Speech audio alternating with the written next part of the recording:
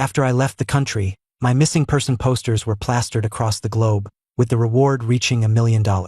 My phone was blowing up with calls and texts from friends and family, all of them begging me to come home. It was all because that cold, proud woman, Chloe, had completely lost her mind. But I just calmly posted on Facebook, "Leveled up to Dad. The rest of my life is for you and our little one." The photo was of my wife and me in a private delivery room, holding our beautiful baby. I knew Chloe would have a complete breakdown when she saw it. That was the Chloe I once knew. Just because I glanced at a woman with long legs on the beach, she had dragged me back to the presidential suite with a furious expression, refusing to let me leave for 7 whole days. 7 days later, the strawberry lube was gone, and the bed frame had collapsed. She had curled up in my arms, her eyes red with vulnerability, whispering, "Honey, I have everything they have. Please don't look at anyone else. Please don't leave me." I had to reassure her for what felt like an eternity before her jealousy finally subsided. After that day, I never dared to let my eyes linger on anyone else. And yet this was the same Chloe, the one who supposedly loved me so much, who went behind my back with someone else. And not just anyone, but her best friend's younger brother. The guy was a notorious player, a total flirt, and while she had always prided herself on her principles, she couldn't resist his pull. Time and again, she gave in, until she played with fire and ended up pregnant with his child. She kept it a perfect secret, with her best friend and even her parents helping to cover for her. But I found out anyway. When I learned the truth, I didn't cry or cause a scene. I simply picked up the phone and made a call. "Professor Sullivan, it's Ethan. I've made my decision. I want to join your pharmaceutical research institute and continue my work." Professor Sullivan chuckled on the other end. "Your wife loves you so much, Ethan. Do you really think she'll let you move abroad for your research?" I replied slowly,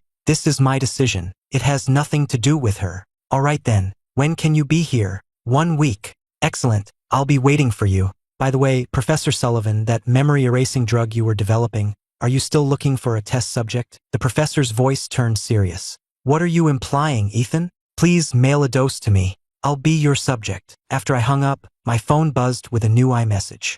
It was from Leo. He sent a picture of an ultrasound report. The text was clear: embryo at 4 weeks, signs of a threatened miscarriage. Leo's next message came through immediately. "Ethan, my man, Chloe is pregnant with my child. We had a bit of a rough fight in the car the other day, so the doctor said there was a risk. But don't worry, I'm taking her to make sure everything's okay. The doctor says the baby feels safe when its dad is around. He's healthy now, nestled safely in Chloe's womb, ready to arrive in 8 months." He sent another. "Was that you in the taxi that just drove by? I know you can't handle a cheating wife, so just give her to me. I don't want my kid to be born illegitimate." I replied with only 3 words: "As you wish." As I was getting close to the house, a call came in from Chloe. "Honey, are you home safe?" I just grunted in response. "Yeah, I'm here." "Oh, good. That's a relief," Chloe said. "Hey, I have to tell you something. I have to go on a last-minute business trip. It'll be about 3 days. I cut her off. "Fine, go." Chloe hesitated. "Honey, are you mad?" "You know what? Forget it. I won't go. I'll come home right now." I could hear a man's dissatisfied grunt in the background. It had to be Leo. He wasn't about to give up their promised trip to the Bahamas so easily. "I'm not mad," I said flatly. "Just go." Her voice brightened instantly. "Really? I'll only be gone for 3 days. I promise. I'll be back right in time for my birthday. I want to spend it with you." I gave a slight, empty laugh. "We'll see." She pressed on. "Honey, promise me you'll wait for me, okay? Just stay home and be good. Don't go anywhere. If I come back and you're not here, I'll go insane." What happened last time really terrified me. I hung up on her. How could she say she loved me while sleeping with another man? I just couldn't understand it. The phone rang again, but it wasn't Chloe this time. It was a courier. I signed for the package. Inside was a small vial, the memory-erasing drug. The package included a clinical printout. It stated that once consumed, the subject would forget their entire past, with no possibility of memory retrieval. Use with extreme caution. I slept soundly that night. The next morning, I had someone from Goodwill come by and donated every piece of clothing I owned. I gathered my personal belongings, every gift Chloe had ever given me, every letter she'd ever written, and took them to a local crematorium. I paid the attendant a handsome sum to burn it all to ash.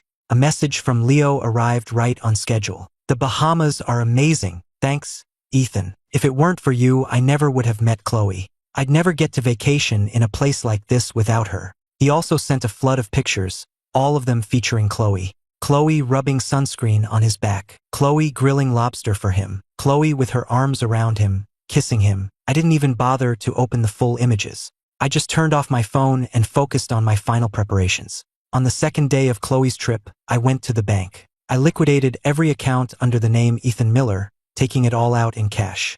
I had it converted to British pounds and then closed every single account. Afterwards, I went to the records office and had my public files wiped. I left my phone off all day.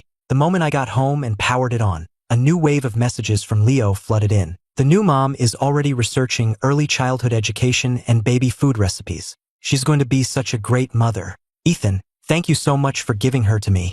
The accompanying photo was of Chloe, sitting at a desk, intently reading a book and highlighting passages with a pen. If the title hadn't been A Guide to Prenatal Development, you would have thought she was studying financial reports or an academic journal. Next to her was a tall stack of other books: Essential Care During Pregnancy, Preventing Postpartum Depression, Get Your Body Back in 30 Days. Chloe wasn't just focused on the baby anymore. Without even realizing it, Leo was starting to worm his way into her heart. Once the body has betrayed you, the heart is sure to follow. It's only a matter of time. A dark thought crossed my mind. When Chloe comes home and finds me gone, will she panic like she did last time? Will she raise hell, call the police, hire private investigators? Or will she not even care, assuming I just stepped out for a bit and will be back soon? Or maybe, by then, her heart will only have room for her child and its biological father, and the space she once saved for me will shrink until nothing is left at all.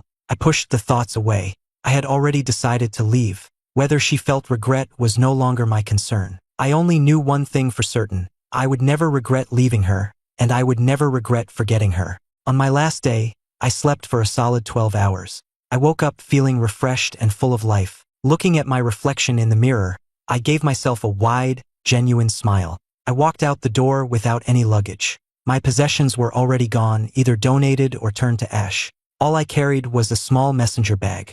Inside was a driver's license, passport, and visa for Wyatt Cole, a one-way ticket to London, and the small vial of memory-erasing drug. The only thing left that connected me to Ethan Miller was the phone in my hand. I used the phone one last time to call a car to the airport. When it was time to pay, I transferred the entire remaining balance of my account to the driver. I got out of the car and started walking. The driver scrambled out after me. "Sir, you made a mistake. The fare was only $130.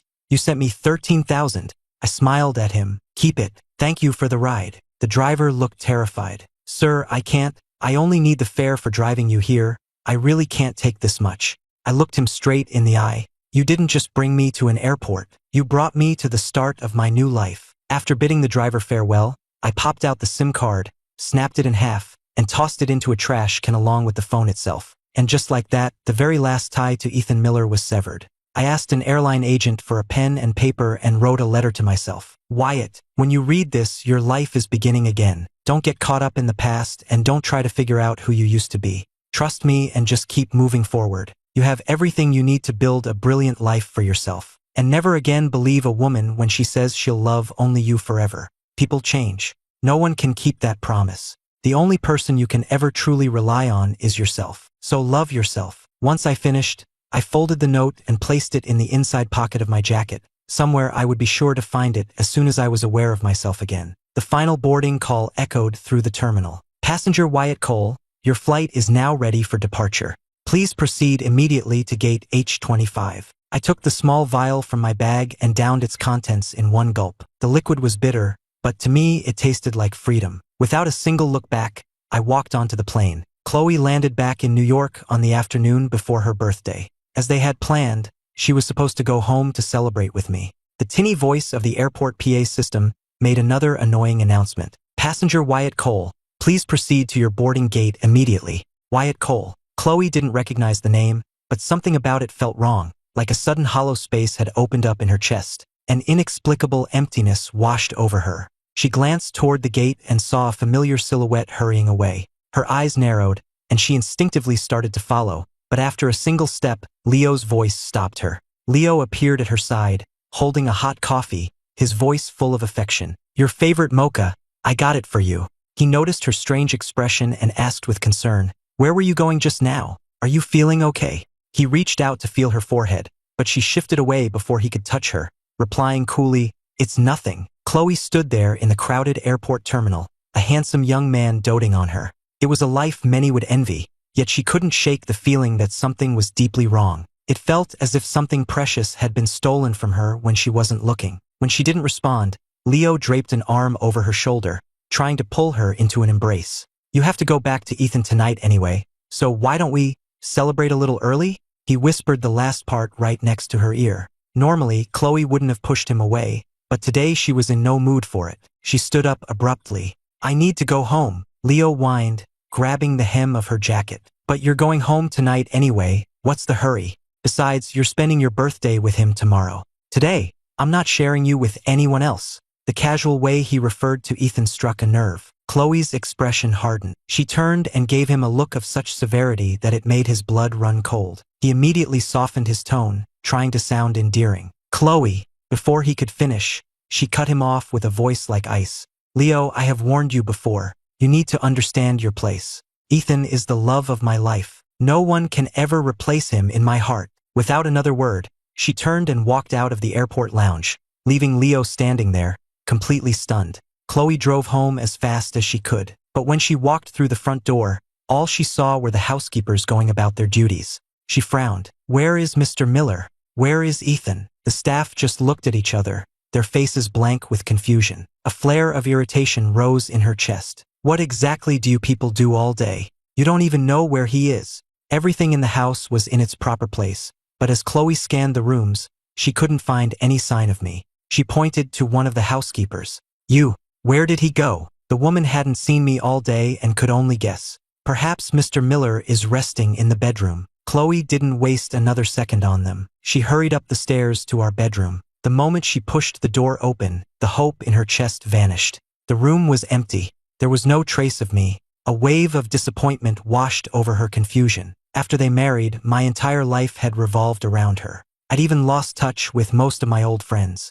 Her eyes scanned the room until they landed on an envelope resting on the nightstand. My handwriting was on the envelope, for Chloe. They had been together for so many years. What could possibly need to be said in a letter that couldn't be said to her face?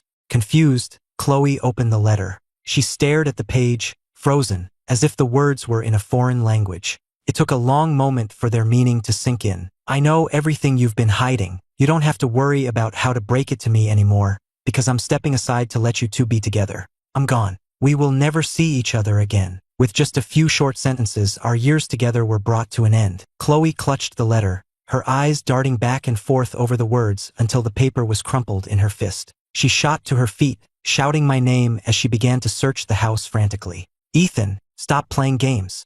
I can explain everything." She thought this was just some cruel joke meant to scare her. But after searching every single room, she couldn't find a single trace of me. My clothes were still hanging in the closet. Chloe couldn't believe it. Someone who was truly leaving wouldn't just leave everything behind. She rushed to the garden in the backyard, then, finding it empty, ran all the way up to the rooftop terrace, thinking I might be waiting for her there. But the rooftop sunroom was empty, except for the porch swing we had picked out together. Chloe sank onto the swing, pushing off gently with her toes. She tilted her head back and looked up at the sky, as if trying to recapture the feeling of the nights we had spent up there, stargazing together. A single tear escaped and traced a path down her cheek. Chloe finally understood. This wasn't a joke. It wasn't a scare tactic. I had truly left her, and I was never coming back. She refused to let that happen. With trembling hands, Chloe pulled out her phone and called the number of my best friend. He didn't pick up. She called again, and a third time, until he finally answered with clear annoyance in his voice.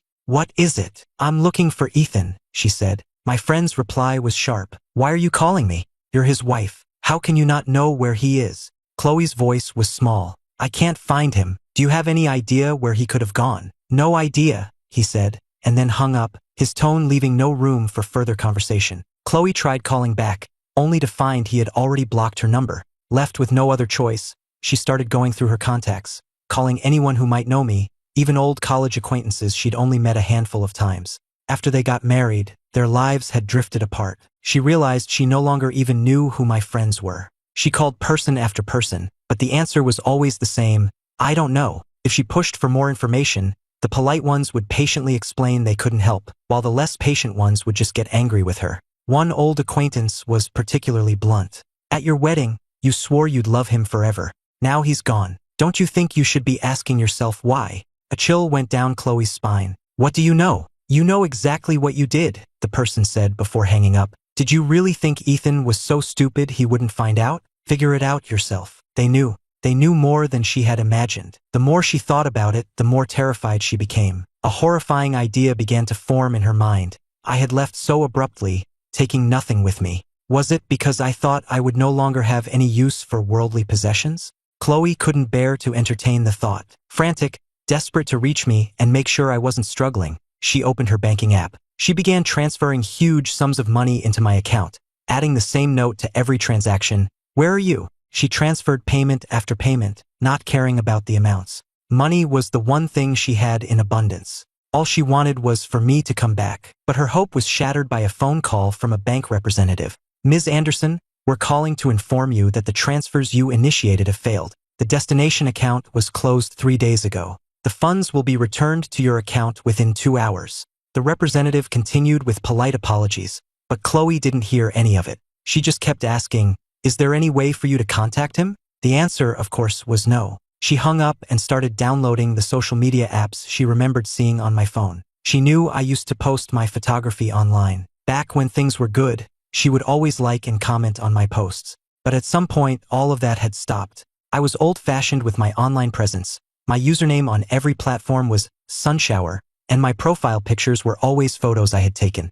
But when Chloe typed that name into the search bar, all she found were unrelated accounts or the message, user not found. The conclusion was obvious. I hadn't just closed my bank accounts. I had deleted my entire online presence. A wave of despair, deeper than any she had ever known, washed over Chloe. This wasn't just about leaving her. This was about erasing every good memory they had ever shared. Unwilling to accept this, she scoured the terms of service for different platforms, looking for a loophole. She found a smaller site with a vague privacy policy and called their support line. She got straight to the point. My name is Chloe Anderson. I'm the wife of the user Sunshower. He's missing and I believe he's in danger. I need you to restore his account data. The support agent was polite but firm. Ma'am, account data is private information. Only the user themselves can reverse a deletion request. Chloe's voice rose with agitation. I'm his wife. We're family. Doesn't that count for anything? That only proves you are legally married, ma'am, not that you are acting on his behalf, the agent replied. Aren't you afraid he'll sue you? Chloe snapped, resorting to threats. He's run away from home, and he left without a word. If you ignore my request and something happens to him, I will hold your company legally responsible. The agent was unfazed. You are free to do so, ma'am. If you can provide us with a court order, we will of course have no reason to refuse. Realizing her threats were useless, Chloe's breath hitched. She let the raw fear and helplessness she felt take over, her voice trembling. Please, I'm begging you. Can't wait. I just need a clue, anything. I'm so worried about him. She was on the verge of sobbing, and in a last-ditch effort to convince him, she rattled off her personal information, anything to prove she was telling the truth. The agent finally relented, agreeing to escalate her request, but warned her it would take some time. Chloe waited, clutching her phone, refreshing the page over and over. When my profile finally reappeared, she felt a surge of life return to her. She immediately scrolled all the way to the bottom to my very first post. When I first made the account, I was still in college. I used the popular emoticons of the time to document my life. We're together, the first post read, accompanied by a picture of my hand holding Chloe's. We had just fallen in love back then. Just being together was enough to make us happy. Even doing nothing, just sitting next to each other in comfortable silence, felt sweet. A faint smile touched Chloe's lips. She hadn't thought about those days in a very long time. Scrolling through these old posts felt like reliving every beautiful moment. A picture she took of me. The office we rented together.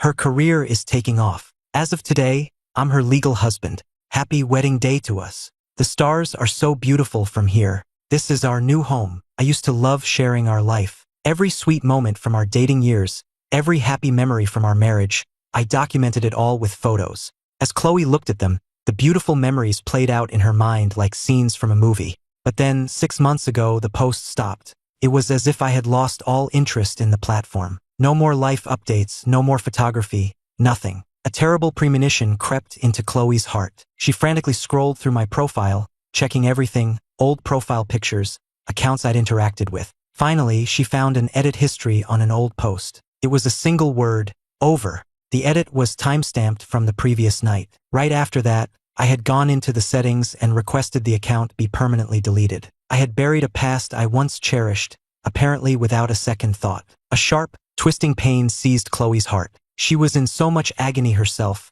she couldn't bear to imagine how I must have felt. But why those two specific times, 6 months ago and last night? The timing felt significant. She sat on the rooftop swing until dusk fell, and then, covering her face with her hands, the realization hit her. She let out a bitter, self-mocking laugh. 6 months ago, that was when she and Leo had started their affair. I had given her so many chances since then, countless opportunities to come clean. She never took a single one. This time, I was truly gone for good. Chloe didn't go anywhere that night. She ignored Leo's calls and his suggestive texts. She ignored calls from business partners and friends. She didn't want to talk to anyone. She just lay in our bed, on my side, trying to find some lingering warmth. But no matter how long she lay there, the sheets remained cold. I had left nothing of myself behind when I walked out of her world. Chloe tossed and turned, unable to sleep. Around midnight, her phone began to chime with automated birthday wishes from her bank and various retailers. It was only then that she remembered.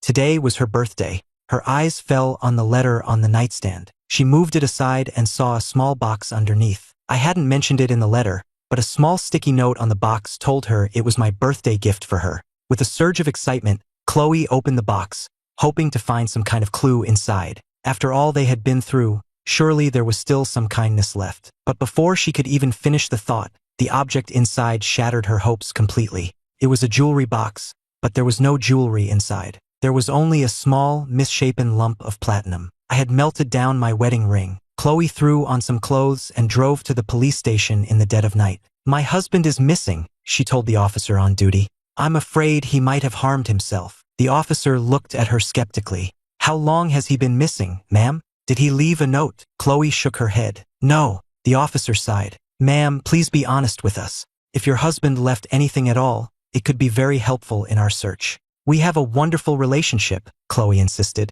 "I've called him so many times, but he won't pick up." She was convinced that our relationship meant everything to me, that I would sooner give up on life itself than give up on us. The officer offered a different perspective. "Are you sure your husband isn't just trying to leave you, ma'am? Everything you're describing sounds like someone who's packed up and moved out. It's the 21st century. People don't usually end their lives over relationship problems." But Chloe wouldn't hear it. "You don't understand," she insisted. "We've been in love since college. He gave up everything to support my career. He doesn't even talk to his friends anymore." She sounded almost proud, as if she were boasting about how much I adored her. The officer held back a sarcastic remark and began the standard procedure with his colleagues. They worked through the night, but by the time the morning rush hour started, they had found nothing. It was as if I had either vanished into thin air or was an expert at covering my tracks. Chloe had been up all night, and her eyes were bloodshot, but she showed no signs of leaving. Then, a call came through from an unknown number. After a brief conversation, she rushed out of the station and sped off in her car. The call was from a woman identifying herself as a lawyer. She said she was representing me and needed to discuss an urgent matter with Chloe in person. She gave an address for her firm. Chloe didn't waste a second. She drove like a maniac, running countless red lights to get there as fast as humanly possible.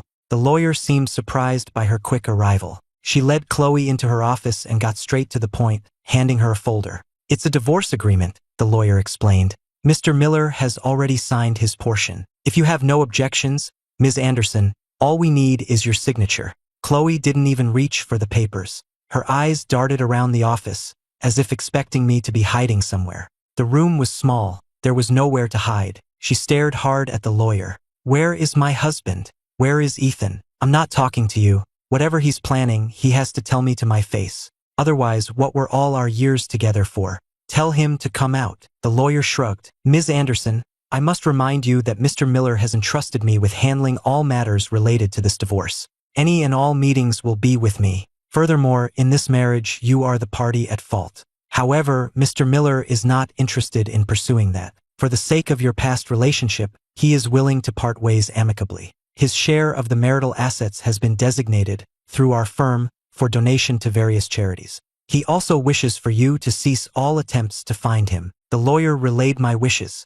Chloe blinked, her voice full of disbelief. Is that all? He has nothing else to say to me? The lawyer thought for a moment, then shook her head. No, that was all. Chloe let out a cold laugh. She snatched the agreement from the lawyer's hand, but instead of reading it, she tore it into tiny pieces and threw them on the floor. Well, I have something to say to him. I'll give him any amount of money he wants. If he wants to build schools or fund scholarships, I'll do it. But I will never, ever agree to a divorce. The lawyer glanced down at the confetti of paper on her floor, then walked back to her desk. Just as Chloe thought she might be calling me, the lawyer returned with a fresh copy of the agreement. Ms. Anderson, Mr. Miller predicted this. What did he say? Chloe asked. He said you wouldn't agree to the divorce easily, and that you would almost certainly tear up the first copy. He instructed me to print several extras. So please, if you need to vent, feel free to tear up as many as you like. I can always print more. This time, the lawyer offered a pen along with the papers. All the fight seemed to drain out of Chloe. She backed away, leaning against the wall for support. I need to see him. Just tell me where he is, and I'll pay you handsomely. How about $10 million? The lawyer just smiled, and Chloe, assuming the offer was too low, quickly upped the ante. $50 million. That has to be enough. You could quit this firm and start your own. The lawyer waited patiently for Chloe to finish, then handed her a business card. Ms. Anderson, I genuinely do not know where Mr. Miller is. He would never entrust me with such sensitive information. Also, this is my firm. It turned out she was a named partner at the firm, a renowned divorce attorney. My choosing her was a clear sign that my decision was final. Chloe clutched the business card, feeling utterly defeated. Does he really want to leave me that badly? She asked. It doesn't matter. You can print 1,000 copies. I will not sign anything unless he comes here and tells me to my face that he wants a divorce. She believed that if we could just see each other, old feelings would resurface. She was sure that if we met face to face, she could win my forgiveness. After so many years together, she couldn't believe I could just let it all go. The lawyer saw right through her. Ms. Anderson, why drag this out? She said, then calmly explained the law. After a legal separation period of 2 years, if the marriage is irretrievably broken, the court can grant a divorce by default. Your refusal now only means Mr. Miller has to wait 2 years. The outcome will be the same. The only difference is that by then, things could get much uglier, and you might lose any chance of ending this with dignity. For a moment, Chloe faltered, but her resolve hardened. That's fine. That just means I have 2 years to find him. You can save your breath. They were at an impasse. The lawyer hadn't expected an easy resolution. She gave a slight shrug. I have other work to attend to now. You know where to find me when you've made up your mind. Chloe didn't believe the lawyer had no way of contacting me, so she decided to stay put and wait her out. But her plan was quickly interrupted. Before long, the police called, asking where she was. Worried they would drop my case if she told them about the lawyer, she was deliberately vague. I'm just taking care of some work business. The officer sounded annoyed. Fine. Well, can you come down to this location now? We've tracked Mr. Miller's phone signal to a specific spot. We need you to come and identify it. I'll be right there, Chloe exclaimed, her heart pounding with excitement. She thought she was about to see me again, but when she arrived at the coordinates, she found herself in the middle of a desolate, empty lot. There was nowhere for a person to hide. Horrific images from news stories she'd seen flashed through her mind, and her knees felt weak. Thankfully, an officer approached her before she could collapse. Ms. Anderson, I'm sorry. We only found this phone. It looks like it was just tossed out here. We haven't found any other clues, and the phone itself is dead. Can you confirm if this belongs to your husband? The trail had gone cold again, but for Chloe, at that moment, no news was good news. In the span of a single day, she had been on an emotional roller coaster that had brought her to the brink of a total breakdown. The officer had to ask her again before she could pull herself together enough to speak. Her voice was a raw whisper. Yes, that's his phone. When the officer managed to power it on with a portable charger and the screen lit up, she was so relieved she almost burst into tears. I must have assumed no one would ever find it because I hadn't wiped the data. Chloe knew I never used a passcode, and she easily unlocked it. The first thing she saw was a long list of missed call notifications, highlighted in red. Almost every single one was from her, interspersed with only a couple of calls from the bank or a client. But it was the unread text messages that truly caught her attention. Deleting social media accounts was easy, but canceling a phone number was a hassle. So I had chosen the simpler option, just tossing the phone and the SIM card. It was that decision that gave Chloe the chance to finally learn the whole truth. Seeing the bolded, unread notifications, a sense of dread washed over her. She took a deep breath and finally found the courage to open the message thread. Her eyes widened in shock. The messages were from Leo. She had explicitly warned him, threatened him even, to never let me find out about his existence. She never imagined he would so blatantly defy her. The person in these text messages was nothing like the man she knew. The most recent message was from the day before, sent just minutes after she had stormed away from him at the airport. Hey Ethan, so Chloe chose to go home to you after all. I guess I can spare her for one night. She didn't really want to go, but she listened to me in the end. You're welcome. Chloe's vision blurred with rage as she scrolled up, each message making her feel sicker than the last. To her face, Leo had always been the sweet,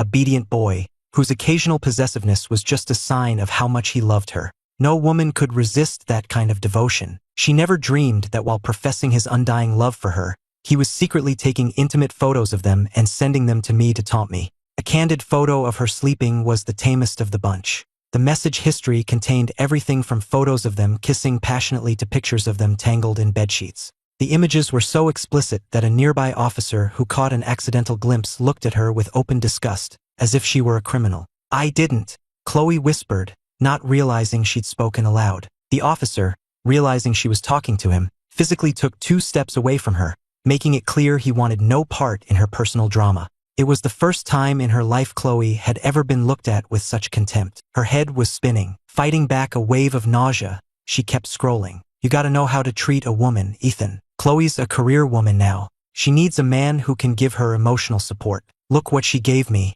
I heard she designed a ring for you too. I wonder if it looks like mine? Not that it matters. I'm the only one in her heart now. The messages were pure provocation, a clear attempt to rub their affair in my face.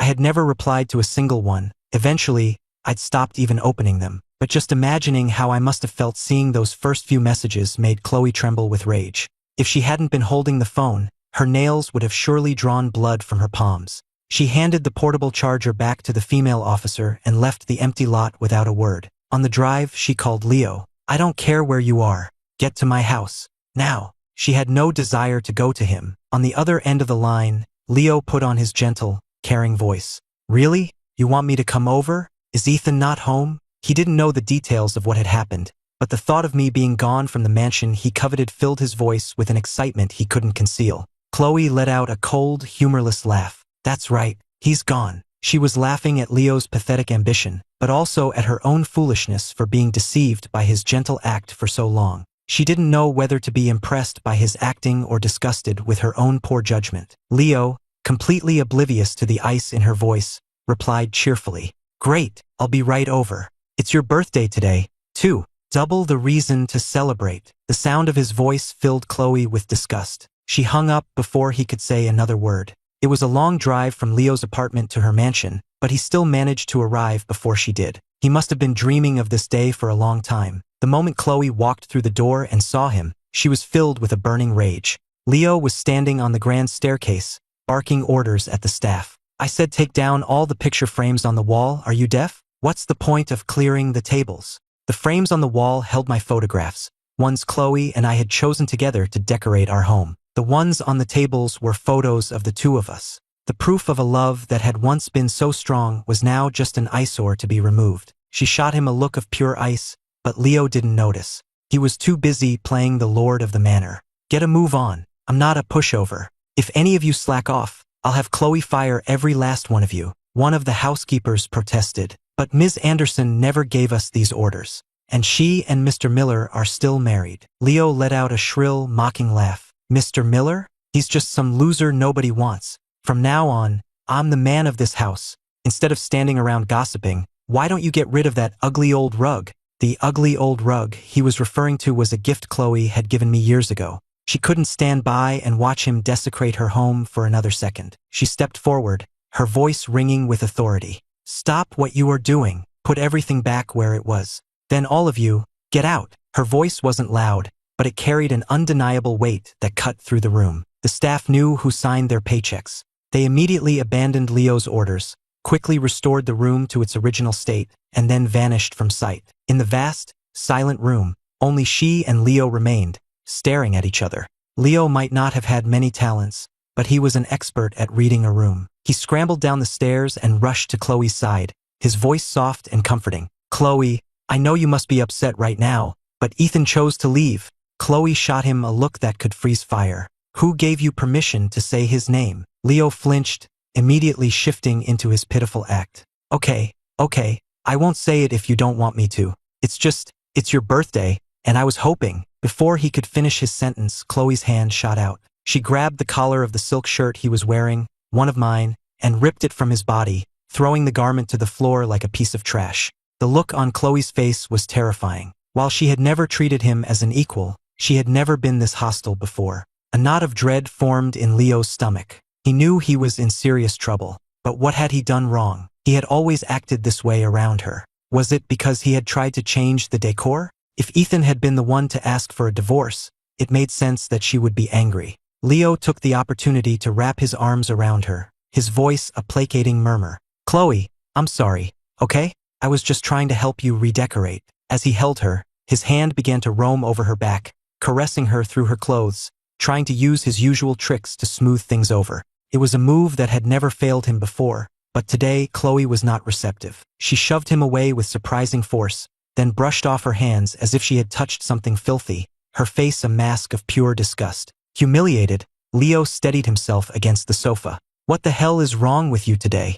I came here to be with you on your birthday. You're the one who called me. He cursed her silently. She summons him here only to treat him like this? She had to be insane. He heard Chloe hiss through clenched teeth. You shameless piece of trash. Leo's eyes welled with tears. I'm shameless? Fine, I'll leave. He turned to run upstairs and get dressed. Chloe grabbed his arm and yanked him back. You're not going anywhere until we've cleared this up. The real danger of the situation finally dawned on Leo. He began to tremble, his voice pleading. Did Ethan say something to you before he left? Whatever it was, I can explain. Leo was panicking, silently cursing my name. This was a huge miscalculation. That boring, self-righteous fool was supposed to just leave a divorce agreement and disappear. What had possessed him to actually tell her what had been going on? But on the outside, he maintained his facade of a wounded victim, hoping to talk his way out of it. He met Chloe's gaze, and it was like looking into chips of ice. Do you remember? She asked,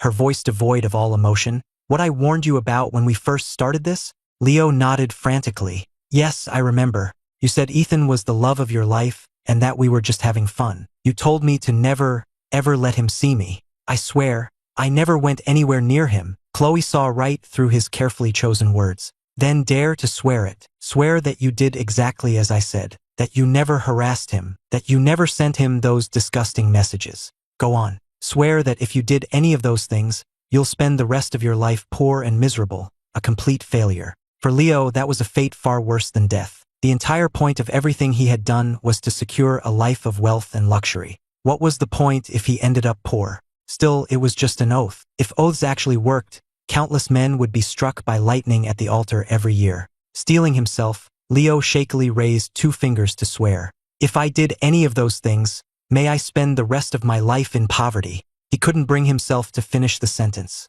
The mere thought of being poor made him feel faint. Chloe sneered. You can't even get through a simple oath. Do you really expect me to believe you? Then again, I suppose I have been an idiot, letting you play me for a fool for so long. Her voice rose with every word until she was screaming at him. It was over. It was really over. Leo knew that for Chloe to be this direct, she must have proof. Forcing himself to look composed, he dropped to his knees on the very rug he had just insulted, his voice breaking. Chloe, please, forgive me just this once. I only did it because I love you so much. Chloe laughed as if he had told the funniest joke in the world. Love me? She sneered. Or do you love my money? I think we both know the answer to that. She had no time for his lies. She pulled out my phone, unlocked it, and shoved the screen in his face. You sent these, didn't you? The proof is right here. What do you have to say for yourself now? The sight of him made her sick to her stomach. But with me gone, she needed answers. Leo's first instinct was to grab the phone,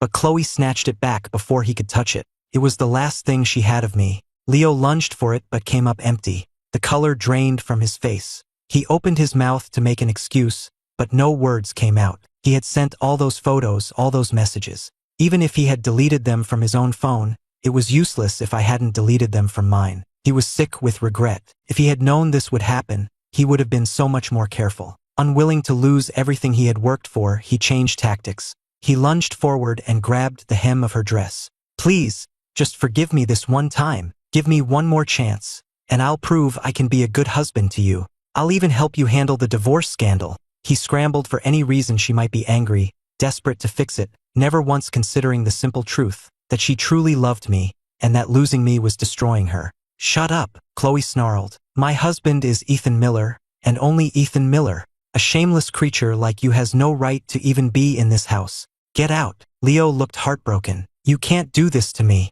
After everything we've been through, I've worked so hard for you." Listening to his pathetic whining filled her with nothing but disgust. She shoved him away and, without a backward glance, pressed the intercom button for security. The head of security rushed in. "Ms. Anderson, is everything all right?" With her back still turned, Chloe waved a dismissive hand. "Remove this person from my property, and make sure he never sets foot here again." "Chloe," Leo cried out in a pitiful voice. "I'll never do it again, I swear. You're carrying my child. For our baby's sake." Chloe's voice was like steel. "I'm getting an abortion." The security guards only took orders from Chloe. When Leo tried to approach her again, 2 guards swiftly grabbed him by the arms and dragged him out of the house. They threw him onto the driveway and slammed the heavy iron gates shut. The mansion was in an exclusive neighborhood, but even on a weekday, people were out for walks or running errands. The commotion of a half-naked Leo being thrown out of the house quickly drew a crowd of onlookers. People started pointing and whispering about the public spectacle. "He must be the other man. Looks like the husband found out. So shameless." The humiliating comments reached Leo's ears, and he wished the ground would swallow him whole. He screamed Chloe's name until his voice was raw, but she never appeared. Finally, a bystander who couldn't take it anymore walked up to him. "You should probably stop. You're making a fool of yourself. It's pathetic." Unable to get Chloe's attention, Leo turned his rage on the bystander. "I'm going to be a very important person one day. You'll regret crossing me." The crowd now looked at him not just with scorn, but with the distinct impression that he was mentally unstable. The bystander just laughed. "An important person? Yeah, right. Keep dreaming, buddy." Leo was left speechless. That evening, Chloe got a call from one of the major shareholders in her company. He didn't waste time with pleasantries. "Chloe, what the hell is going on? This scandal is everywhere." Chloe, slumped on the sofa, replied without a trace of concern. "Don't call me about work. I don't care anymore." The shareholder was furious. "You don't care? The scene at your house is all over the internet. Our stock is going to tank when the market opens tomorrow." It was only then that Chloe understood. The scene with the half-naked Leo had been filmed by bystanders and posted online. Someone had recognized her mansion and tagged her company's official Twitter account. The entire industry was watching the drama unfold, and clients were calling non-stop. Chloe listened to all of this with a profound indifference, as if the company had nothing to do with her. After hanging up, she summoned the head of her security detail, the one who handled her sensitive affairs. "Find Leo," she commanded. "Bring him to me." Around midnight, they brought a disheveled Leo before her. "Ms. Anderson, he wasn't at his apartment. He said he got chased by some stray dogs and ended up lost on the outskirts of the city." Leo was still shaken, wrapped in some tattered cloth he'd found somewhere. He trembled as he pleaded with her. "Chloe, you changed your mind, didn't you? I meant everything I said before. Just give me one more chance." He saw Chloe rise and walk toward him, and a flicker of hope appeared in his eyes. But before he could speak, she looked down on him with utter contempt. "I've been thinking, letting you just walk away would be getting off too easy. You are the reason Ethan left me. I can't let that go unpunished. You will pay a price. You always wanted to change your life, didn't you? Well, I'm going to help you." She turned to her men. "Take him to a plastic surgeon, a discreet one. I want his face ruined." Leo's pretty face was his only asset. He scrambled backward in terror, desperately trying to find an excuse. "You can't do this to me. I'm the father of your child." Chloe just laughed, a cold, empty sound. She didn't believe a word of it. She gave her men a sharp nod, a silent order to proceed. "You're insane," Leo screamed. "This is illegal." But she was completely consumed by thoughts of me. Nothing else mattered. She looked down at Leo one last time. "You had better pray that Ethan is safe," she said, her voice chillingly calm. "Because if he's not, this is only the beginning." Leo was shoved into a black car, and he pounded desperately on the windows. One of the men pressed a cloth soaked in chloroform over his face. Under the cover of darkness, the car sped away towards the city's industrial outskirts. Chloe sat alone on the sofa for a long time, pouring herself drink after drink. But instead of numbing the pain, the alcohol only made her mind sharper. What was the point of punishing Leo? She knew the person I must hate most in the world was her. Her head of security knocked for a long time before cautiously entering the room. "Ms. Anderson," he reported quietly. "The police just called. They said there's been a development." Chloe shot up, her voice filled with desperate hope. "Did they find him? Did they find Ethan?" The man handed her the phone she had discarded. "They said they saw someone on the airport security footage who looks exactly like Mr. Miller, but he was traveling under a different name, Wyatt Cole." The name sounded vaguely familiar to her. Where did he go? The United Kingdom. Chloe shot to her feet and ran for the door. "Book me a ticket on the next flight to London." By that afternoon, she was on her way. After a grueling 10-hour flight, she landed at the same airport I had. Every second on the plane had felt like an eternity. The moment she cleared customs, she went straight to the local police. Believing I might be a danger to myself, they launched an immediate search, and after exhausting all their resources, they finally located the apartment I had rented upon arrival. Chloe knocked on the door, her heart filled with hope. She was sure that when I saw how distraught she was, my heart would soften, and I would agree to come home with her. But when the door opened, it was an impeccably dressed elderly gentleman who greeted her. He looked at her warily.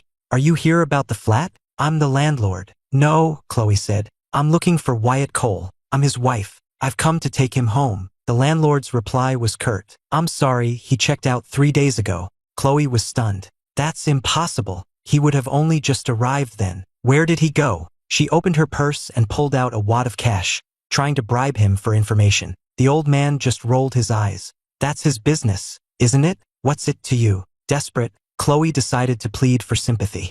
"We're having some marital problems. I have to find him. Please, I'm begging you to help me." The landlord cut her off. "Why do you assume he left you out of hatred? Could it not be that he simply no longer loves you and wants a divorce?" "Madam, you think far too highly of yourself." And with that, he slammed the door in her face. His words were like a bucket of ice water dumped over her head. Refusing to give up, she began to leverage every contact she had, trying to find any trace of me. But no matter who she called or what she did, she found nothing. It was as if I had simply ceased to exist. She clung to the name Wyatt Cole, like a drowning woman clinging to a piece of driftwood, but it led her nowhere. The private investigator she hired, tired of her constant calls, finally quit the case, refusing even her offers of more money. "Ms. Anderson," he told her bluntly over the phone, "I have to be honest with you. If someone is determined to hide from you, there's nothing anyone can do." "Stop talking," Chloe screamed into the phone. "You're just making excuses for your own incompetence." She couldn't bear to hear another word and slammed the phone down, pressing her hands to her temples, lost in her own spiraling thoughts. Just then, her phone rang again. Assuming it was the investigator calling back, she answered angrily. "I told you, you'll get your money." But it was the voice of her head of security on the other end. Chloe sighed in frustration. "What is it?" "I told you I don't want to hear anything about Leo." The man's voice was hesitant. "Ms. Anderson, there was a complication during the procedure. Leo is bleeding heavily. The situation is critical." "What are your orders?" Chloe's voice was flat. "How much did he pay you to make this call?" "I don't understand what you mean, Ms. Anderson," the man said, his voice trembling slightly. "Fine, don't admit it," Chloe snapped. "Tell him to stop playing these pathetic games. I don't care if he lives or dies." Then she added, "Actually, don't bother with him anymore. Just ship him off to Southeast Asia. I hear they're always looking for new talent in the clubs over there." The security chief felt a chill run down his spine. "Yes, ma'am. I'll see to it immediately." He never imagined she was capable of such madness. And just like that, Leo Vance disappeared from the face of the earth. Chloe remained lost in her grief. She blocked every call that came from her company. Eventually, the calls stopped coming altogether, and rumors of a corporate takeover began to circulate. But she didn't care. She remained in Europe, chasing ghosts. Her visa eventually expired. The British police, having concluded that I had disappeared voluntarily, officially closed my case. She tried to pressure them to continue, but she had little influence in a foreign country. Even the police back home were no longer willing to help. Defeated, Chloe returned home with a heavy heart. She locked herself in our bedroom and refused to come out. The staff, seeing her utter despair, didn't dare to disturb her, and simply continued to run the household as I had instructed them to. But when she stopped eating, refusing to even touch the meals they left outside her door, they grew worried. After 2 days, fearing the worst, they called her parents. It was only then that her parents learned of everything that had happened. Mortified, but unable to abandon their daughter, they rushed to the house. When she wouldn't answer their knocking, they had the staff break down the door. They found Chloe kneeling on the floor in front of the small jewelry box, muttering to herself, completely oblivious to their presence. "Sweetheart, what's wrong?" her mother asked gently. But Chloe didn't seem to hear her. She just kept whispering to the box. A chill went through everyone in the room. Her father cautiously approached her and could finally make out the words she was repeating over and over again. "Ethan, I was wrong." Her father slapped her across the face.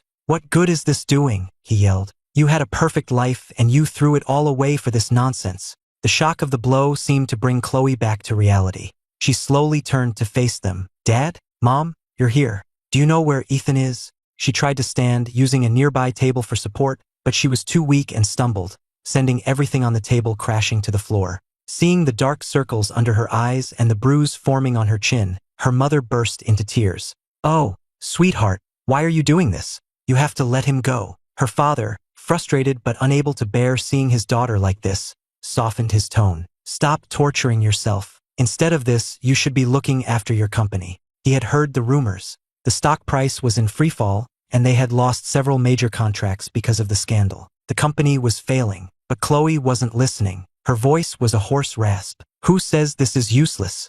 If I'm sincere enough, Ethan will forgive me. I know he will." Seeing the unhinged look in her eyes, her mother began to sob. "What are we going to do with her? Honey, you have to do something." Her father grabbed her by the shoulders. "Chloe, snap out of it." He tried to pull her away from the box so the staff could remove it, but despite not having eaten in days, she had a surprising amount of strength. "No one touches my ring," she screamed, fighting him off like a wild animal. In the struggle, the sleeve of her robe was pushed up, revealing a series of cuts on her arm, some old and faded, some terrifyingly new. Her mother saw the marks and let out a wail of despair. "She's really lost her mind, hasn't she? Maybe we can find Ethan, convince him to just see her one last time." Her father shook his head, his voice heavy with sadness. "She's the one who betrayed him. Why would he ever come back?" After much deliberation, her father signed her up to appear on a popular TV show that helped people find lost loved ones. When Chloe heard there was a chance this might reach me, she unblocked her assistant's number and, for the first time in months, made a business call. The assistant was overjoyed to hear from her. "Ms. Anderson, it's so good to hear from you.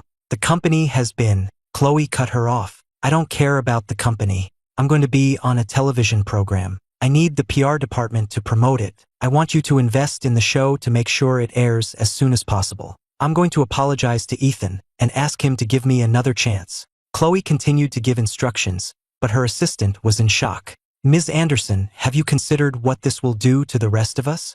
The company's reputation will be destroyed. What about our jobs?" "What does that have to do with me?" Chloe replied. The only thing that mattered was what she wanted. The assistant's heart went cold. "Is there anything else, Ms. Anderson?" "Yes," Chloe added. "After the show airs, I want the video of my apology posted on the company website and promoted on every major social media platform globally. It is imperative that he sees how sorry I am. Do you understand?" Chloe was as arrogant and demanding as ever. She had no idea that the entire company was on the verge of mutiny, that everyone had long since lost all respect for her. Her assistant had been about to tell her, but now she saw it was pointless. "Yes, Ms. Anderson," she said, her voice flat and devoid of its usual respect. "I'll take care of it." Chloe, of course, didn't notice the change in her tone. She threw herself into preparing for the show. She wrote draft after draft of her speech, rehearsing it at home for hours on end, determined to deliver the most sincere, heartfelt plea to win me back. On the day of the taping, she stood before a national television audience and, with tears streaming down her face, she looked into the camera and spoke to me. "I'm so sorry. I broke my promise. I failed to honor the vows I made to you. But please, you have to believe me. You are the only one I have ever truly loved. Please, just come home." She had used simple, direct words, refusing her father's offer to have a professional speechwriter polish her apology. All she wanted was for her raw, genuine emotion to reach me. For the first few days, her assistant did as she was told. The video of her apology was everywhere online. But 3 days later, things changed. First, the company's official website went dark. Then, all the ads featuring her apology were replaced with other promotions. It was as if it had never happened. Chloe called her assistant furious. But before she could get a word out, the assistant launched into a tirade of her own. "Ms. Anderson, I assumed that since you've completely abdicated your responsibilities, you no longer cared what happened to the company. To be honest, things have been chaotic here for a long time. Luckily for all of us, your main competitor has agreed to acquire what's left. The reality of her situation finally hit Chloe. She was about to lose everything. What about my shares? She asked, her voice small. The assistant's reply was cold and final. The company was sold after filing for bankruptcy. Your shares are worthless. And then the line went dead. Chloe was stunned, but not completely broken. She still had a substantial personal fortune, more than enough to continue her search for me. She kept her phone on at all times, desperate for any news. But the money disappeared faster than she could have imagined. She didn't find me, but she did find an endless stream of scammers. Each one claimed to have information about me, but they would only share it for a price. She paid every one of them, no matter how outrageous the demand. The money poured out of her accounts until one day, there was nothing left. After that, even the scammers stopped calling. She remained in the vast, empty mansion, a tomb for her old life, whispering apologies to the melted piece of platinum. Another month passed before her body finally gave out. She collapsed and was found by the remaining staff, who rushed her to the hospital. Her parents, numb with worry, took over her care. She had lost everything, and they were all she had left. After a thorough examination, her doctor spoke to them with a grave expression. You need to prepare yourselves. Your daughter is suffering from extreme psychological distress. She's been through a severe trauma, and her condition is critical. If she continues to decline, she may become a danger to herself. The news struck her parents like a physical blow, but they knew they had no other choice. To save their only child, they sold their own home to pay for her to be admitted to a private long-term care facility. The once powerful Chloe Anderson had lost everything. Not that she noticed. In the facility, she spent her days writing the same 4 words on scraps of paper, over and over again. Ethan, I was wrong. 4 years passed in the blink of an eye. I, now Wyatt Cole, walked through the park, holding my young daughter's hand. This city is beautiful, isn't it? I said to her softly. Look at the tall maple trees, and all the golden leaves on the ground. My daughter nodded. Daddy, have you been here before? I shook my head. No, sweetie. This is my first time here, too. But you seem to really like it, Daddy, she said. I smiled. It's all right. I just think it's very pretty. I saw my daughter looking curiously at some other children playing, so I encouraged her to go join them. I sat on a nearby bench to wait for her. The other parents on the benches around me were chatting about local gossip. Did you hear about that famous CEO, Chloe Anderson? One of them said. They say she's in the state psychiatric hospital now. The police had to take her in. I heard she was in a private facility before, but she escaped. How does someone like that have a mental breakdown? Another asked. It was probably when her company went bankrupt. The shock must have been too much. That was 4 years ago, the first one replied. My sister works downtown, she saw the whole thing. Apparently, she was just grabbing random men on the street, telling any good-looking guy she could find that he was her husband. She scared one poor kid so badly he called the cops. They spoke about her without a trace of pity, only disdain for her behavior. I listened quietly. It was a story about a stranger, yet for some reason, it filled me with a vague sense of melancholy. It must have been the autumn air, making everything feel a little sad. My daughter, tired from playing, ran over and collapsed against my side. Daddy, when is Mommy coming back? I stroked her hair, about to answer, when a woman with a kind face and a gentle smile walked up to us. She was holding 2 ice cream cones. What's wrong, sweetie? She asked. My daughter threw her arms open and jumped into the woman's embrace. Mommy! My wife handed one of the ice cream cones to me, then scooped our daughter up with one arm, giving her the other cone and reminding her to eat it slowly. I watched the 2 of them and my wife smiled at me. What are you thinking about? I took her free hand in mine and smiled back. Just thinking how happy I am, having you and our daughter here with me. Our little family is going to have a wonderful life together. Yes, we will, she replied, her face glowing with happiness.